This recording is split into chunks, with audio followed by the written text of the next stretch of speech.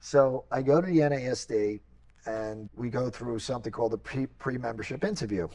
And there's a guy, I'll never forget, Lou Pagano. And Lou was the head investigator. And he's looking me in the eye and he's like, I'm not approving, you're a kid. I'm not approving you.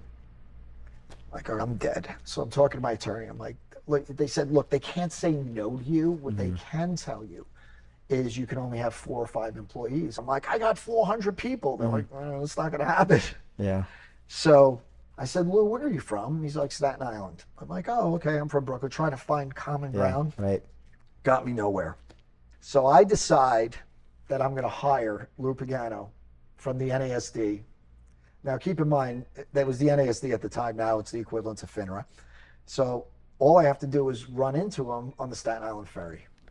Get up at 5 in the morning, go across, get the ferry schedule, come back. If he's not on that ferry, he's on the next one. Go back.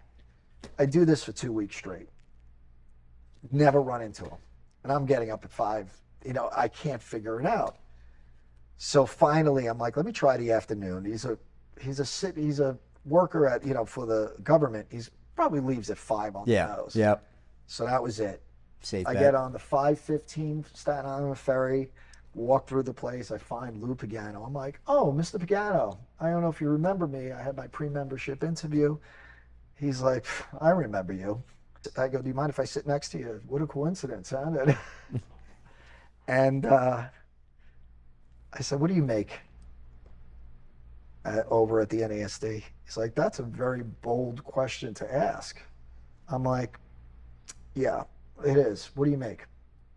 He told me what the number was. I said, would you be willing to have dinner with me? I'd like to discuss something with you. He goes, it would be unethical for me to go to dinner with you because I'm the head of your approval committee.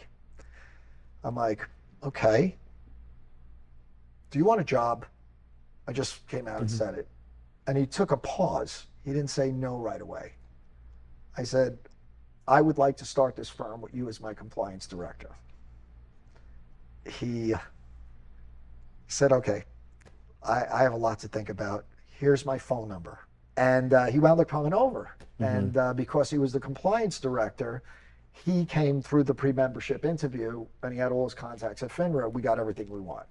That's a persistence there that could definitely be textbook in a business school somewhere for sure. Yeah, sometimes you got to chase it.